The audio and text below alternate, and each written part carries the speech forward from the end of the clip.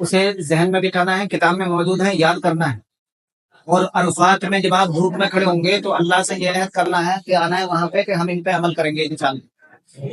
تمام تعریف اللہ کے لیے ہے، ہم اسی کی حمد و ثنا کرتے ہیں اور اسی سے مغفرت طلب کرتے ہیں، اور اسی کے دامن عفو میں اپنے نفس کی شرارتوں اور برے اعمال سے پناہ چاہتے ہیں۔ اللہ جسے ہدایت عطا کرے اسے کوئی گمراہ نہیں کر سکتا، اور اللہ جسے گمراہ کرے اسے کوئی ہدایت نہیں دے سکتا، اور میں گواہی دیتا ہوں کہ محمد صلی اللہ علیہ وسلم اللہ کے بندے اور اس کے رسول ہیں۔ لوگوں، میری بات اچھی طرح سن لو اور سمجھ لو۔ میں نہیں سمجھتا کہ آئندہ پھر کبھی میں تم سے اس جگہ مل سکوں گا۔ بندگان خدا، واللہ آج کے بعد مجھے نہیں معلوم کہ میں اور تم پھر کبھی اس جگہ اکٹھے ہو سکیں گے۔ لوگوں سنو، میں تمہیں سب کچھ بتا دینا چاہتا ہوں، شاید تم سے پھر کبھی اس جگہ نہ مل سکوں۔ لوگوں خاموش ہو جاؤ، شاید تم مجھے پھر کبھی اس جگہ میں نہ دیکھ سکو۔ لوگوں، مجھ سے حج کا طریقہ اچھی طرح سیکھ لو اور سمجھ لو۔ میں نہیں سمجھتا شاید میں آئندہ حج کر سکوں۔ لوگوں، مجھ سے حج کا طریقہ اچھی طرح سیکھ لو اور سمجھ لو، شاید میں آئندہ حج نہ کر سکوں۔ اللہ اسے تر و تازہ اور شاداب رکھے جس نے میری باتیں سنی اور سن کر دوسروں تک پہنچایا۔ کبھی کبھی سننے والا سمجھدار نہیں ہوتا، جس کو پہنچایا جائے وہ زیادہ سمجھدار ہوتا ہے۔ لوگوں، تمہارا رب ایک ہے اور تمہارا باپ ایک ہے۔ تم سب آدم کی اولاد ہو اور آدم مٹی سے پیدا کیے گئے تھے، اس لیے کہ کسی عربی کو کسی غیر عربی پر اور کسی غیر عربی کو کسی عربی پر کوئی فضیلت نہیں ہے، مگر ہاں تقوی کے سبب۔ کسی گورے کو کسی کالے پر، کسی کالے کو کسی گورے پر، کسی سرخ کو کسی سیاہ پر کوئی فضیلت اور امتیاز نہیں ہے، مگر ہاں تقوی کی بنا پر۔ اس لیے میں تمہیں تقوی شیاری اور اللہ سے ڈرنے کا حکم دیتا ہوں، اور تمہیں اس کی عبادت کی وصیت کرتا ہوں، کیونکہ تم اللہ کے سوا کسی اور کے بندے نہیں ہو۔ اور اپنے اس خطبے کو نیک بات سے شروع کرتا ہوں۔ لوگوں، زمانہ گھوم کر پھر اسی جگہ آ گیا جہاں سے کائنات کی پیدائش کا دن شروع ہوا تھا۔ اللہ کے نزدیک سال کی گنتی، سال میں 12 مہینے، 4 محترم ہیں، 3 مسلسل آتے ہیں، شوال، ذیقعد، ذی الحج اور ایک رجب۔ مہینہ 29 دن کا بھی ہوتا ہے اور 30 دن کا بھی ہوتا ہے۔ مہینے کو اپنی جگہ سے ہٹا دینا کفر کا باعث ہے۔ لوگوں سنو، میں تمہیں سب کچھ بتا دینا چاہتا ہوں۔ لوگوں، میری بات سنو، زندگی پا جاؤ گے، مگر اس شرط کے ساتھ کہ ایک دوسرے پر ظلم نہ کرنا۔ دیکھو، باہم ظلم و ستم نہ کرنا۔ لوگوں، میری بات سنو اور سمجھو۔ بے شک ایک مسلمان دوسرے مسلمان کا بھائی ہے، اور سارے مسلمان آپس میں بھائی بھائی ہیں۔ ایک مسلمان دوسرے مسلمان کے اوپر حرام اور محترم ہے، جس طرح آج کے اس دن کی حرمت ہے۔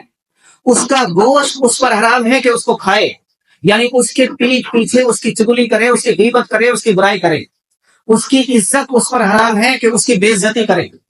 اس کا چہرہ اس پر حرام ہے کہ اس پر تماچے لگائے جائیں، اور تکلیف دہی بھی حرام، اور یہ بھی حرام ہے کہ تکلیف دینے کے لیے اسے دھمکایا جائے۔ لوگوں، میرے بعد کوئی نبی نہیں ہے اور تمہارے بعد کوئی امت نہیں ہے۔ تمام انبیاء کی دعوت گزر چکی، سوائے میری دعوت دین اور شریعت کے۔ میں نے قیامت کے دن کے لیے اپنے رب کے پاس محفوظ کر دیا ہے۔ لوگوں، میں بتاؤں مسلمان کون ہے؟ مسلمان وہ ہے جو اپنے ہاتھ اور زبان سے دوسرے لوگوں کو محفوظ رکھے، اور مومن وہ ہے جس سے دوسرے لوگ امن اور عافیت میں رہیں، اور مجاہد وہ ہے جو گناہوں سے کنارہ کر لے، اور مہاجر وہ ہے جو اپنے نفس کا مقابلہ کرے۔ لوگوں، اللہ کے نام پر جھوٹی قسم نہ کھایا کرو۔ جو کوئی اللہ کے نام پر جھوٹی قسم کھائے گا، اللہ اس کا جھوٹ ظاہر کر دے گا۔ 3 باتیں ایسی ہیں جن میں مومن کا دل کینے کا شکار نہیں ہوتا: عمل میں اخلاص اللہ کے لیے، نیک لوگوں کے ساتھ وابستگی میں، مسلم حکمرانوں کے ساتھ وفاداری میں۔ لوگوں، اب حج قیامت تک ذی الحجہ کے ساتھ خاص رہے گا۔ لوگوں، شیطان اس بات سے بالکل مایوس ہو چکا ہے کہ اس کی پرستش ان شہروں میں کی جائے گی۔ دیکھو جتنے بھی انبیاء تھے، جتنے بھی نبی تھے، سب کی دعوت گزر چکی، سوائے میری دعوت دین اور شریعت کے۔ کوئی نبی ایسا نہیں آیا جس نے اپنی امت کو دجال سے نہ ڈرایا ہو۔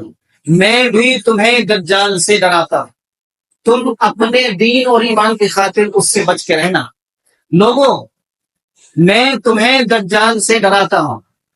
لوگوں میری سب سے افضل دعا اور مجھ سے پہلے جتنے بھی نبی گزرے ہیں سب کی سب سے افضل دعا یہ ہے، لا الہ الا اللہ وحدہ لا شریک لہ، لہ الملک ولہ الحمد، یحیی ویمیت بیدہ الخیر وہو علی کل شیء قدیر۔ ترازو سیدھی رکھ کر تولا کرو، لوگوں کو ناپ تول میں ان کی چیزیں کم نہ دیا کرو۔ اللہ نے کوئی بیماری ایسی پیدا نہیں کی جس کی دوا نہ اتاری ہو سوائے بڑھاپے کے۔ ترازو سیدھی رکھ کر تولا کرو، لوگوں کو ناپ تول میں ان کی چیزیں کم نہ دیا کرو۔ دین میں غلو، مبالغہ آرائی اور انتہا پسندی سے بچو، اس لیے کہ تم سے پہلے جو قومیں تھی وہ اس لیے ہلاک کر دی گئی کہ دین میں غلو کرتے تھے، بڑا چڑھا کے پیش کرتے تھے۔ لوگوں تمام انبیاء کثرت تعداد پر فخر کریں گے، تمام انبیاء اپنی امت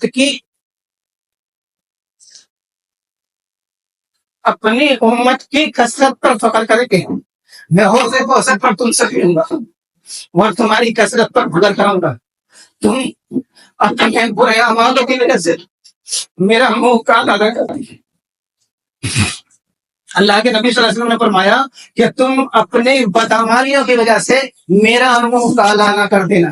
دیکھو میں حوض کوثر پر تم سے پہلے پہنچوں گا اور تمہارا انتظار کروں گا، تم اپنے برے اعمالوں کی وجہ سے میری رسوائی کا سبب نہ بن جانا۔ دیکھو کچھ لوگوں کو میں سفارش کر کے چھڑا لوں گا، لیکن کچھ لوگ مجھ سے چھڑا لیے جائیں گے۔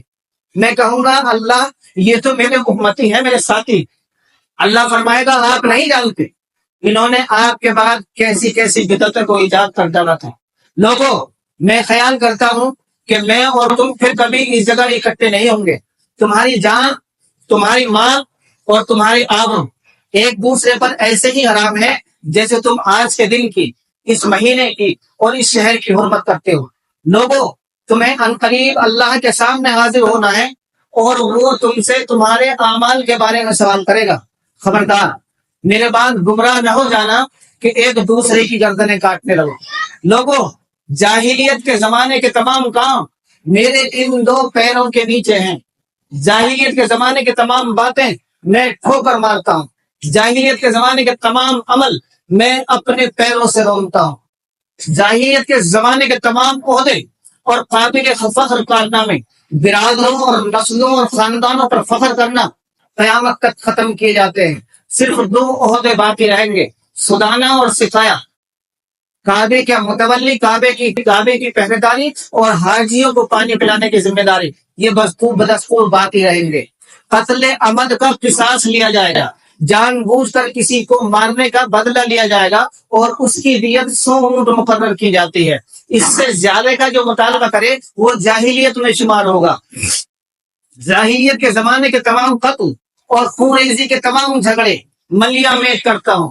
پہلا قتل جو میرے خاندان کا ہے، حارث کا بیٹا ربیعہ اور ربیعہ کا بیٹا ایاس، جو بنی سعد میں پرورش پا رہا تھا اور حذیل قبیلے والوں نے اسے مار ڈالا تھا، اسے میں معاف کرتا ہوں۔ جاہلیت کے زمانے کا تمام سود اب ختم کر دیا گیا۔ پہلا سود جسے میں ختم کرتا ہوں وہ میرے چچا عباس بن عبد المطلب کا سود ہے، وہ سارے کا سارا ختم کر دیا گیا۔ لوگوں اپنی عورتوں کے متعلق اللہ سے ڈرتے رہو۔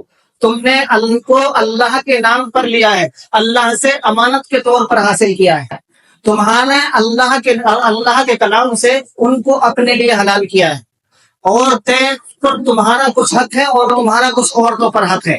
عورتوں کا تمہارے اوپر یہ حق ہے کہ تمہارے گھروں میں ان کو نہ آنے دیں جن کا آنا تمہیں پسند نہ ہو، اور تمہارا عورتوں پر حق یہ ہے کہ تم انہیں اچھی طرح کھلاؤ اور اچھی طرح پہناؤ۔ پھر اگر وہ فرما برداری کریں تو ان پر تم کسی قسم کی زیادتی کا تمہیں کوئی حق نہیں۔ لوگوں میں تم میں وہ چیز چھوڑ کر جا رہا ہوں اگر اس کو مضبوطی سے پکڑے رہو گے تو کبھی گمراہ نہ ہوگے. وہ ہے اللہ کی کتاب قرآن اور میرا طریقہ. لوگوں، اللہ نے ہر وارث کو اس کا حق دے دیا، اس لیے اب وارث کے لیے وصیت جائز نہیں ہے. جان لو، بچہ اسی کا کہلایا جائے گا جس کے بستر پر پیدا ہوا ہے. جس پر حرام کاری ثابت ہو اس کی سزا پتھر مار مار کے مار دینا. جو انسان اپنے باپ کے علاوہ کسی اور کو اپنا باپ بتائے، جو کوئی اپنی نسبت کسی اور سے کرے، جو انسان کسی کو اور کو اپنا باپ بتائے، اس پر اللہ کی لعنت ہے، اس پر تمام فرشتوں کی لعنت ہے، اس پر تمام انسانوں کی لعنت ہے قیامت کے دن تک. اور قیامت میں اس سے کوئی بدلہ قبول نہیں کیا جائے گا. لوگوں، اب ہر مجرم اپنے جرم کا خود ذمہ دار ہوگا.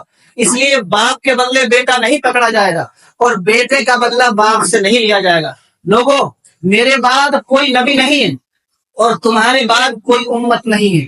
خوب سن لو، اللہ کی عبادت کرو، 5 وقت کی نماز پڑھو، سال بھر میں 1 مہینے کے روزے رکھو، اپنے مالوں کی زکوٰۃ خوشدلی سے ادا کرو، جو صاحب حیثیت ہو اللہ کے گھر کا حج کرو، اپنے امیر کی اطاعت کرو، تم اللہ کی جنت فردوس بری میں داخل ہو جاؤ گے. لوگوں، دیکھو، اب تم نے مجھے جی بھر کے دیکھ بھی لیا اور میں نے تم تک سب کچھ پہنچا بھی دیا. اللہ کا پیغام بھرپور طریقے تک میں نے تم تک پہنچا دی. میں نے کچھ بھی نہیں چھپایا. میں نے حق کے تبلیغ ادا کر دیا. میں نے تبلیغ اور تلقین دین کی انتہا کر دی. سب کچھ تم تک سونپ دیا. اللہ کے یہاں تم سے میرے بارے میں سوال ہوگا. دیکھو، جھوٹ نہ بولنا، میرے اوپر جھوٹی تہمت نہ لگانا.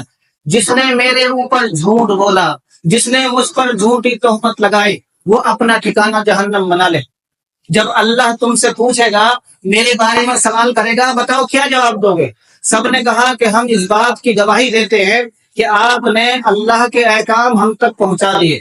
ہم اس بات کی گواہی دیتے ہیں کہ آپ نے نبوت اور رسالت کا حق ادا کر دیا. ہم اس بات کی گواہی دیتے ہیں کہ آپ نے کھرے کھوٹے کی اچھی طرح پہچان کرا دی. آپ نے شہادت کی انگلی آسمان کی طرف اٹھائی، پھر لوگوں کی طرف جھکائی، کہا اللہ دیکھ لے یہ تیرے بندے کیا کہہ رہے ہیں، یا اللہ سن لے یہ کیسا صاف اقرار کر رہے ہیں، یا اللہ تو گواہ ہو جا، یا اللہ تو گواہ ہو جا، یا اللہ تو گواہ ہو جا. پھر آپ نے صحابہ سے کہا، 1.25 کا مجمع تھا، کہ میرا یہ پیغام ان تک پہنچا دینا جو یہاں موجود نہیں ہے. حاضرین غائبین تک میرا یہ پیغام پہنچا دینا.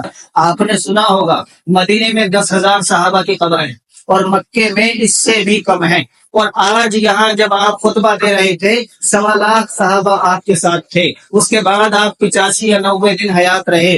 قافلے کے قافلے، بستی کی بستیاں اور قبیلے کے قبیلے ایمان میں داخل ہوئے. کتنے صحابہ ہو گئے تھے؟ یہ سب صحابہ کہاں چلے گئے ہوں؟ آپ کو معلوم ہے عاشق رسول، مؤذن مسجد نبوی، اللہ کے نبی صلی اللہ علیہ وسلم کے عاشق حضرت بلال حبشی، کیا اللہ کے نبی صلی اللہ علیہ وسلم کا ساتھ چھوڑ دیتے؟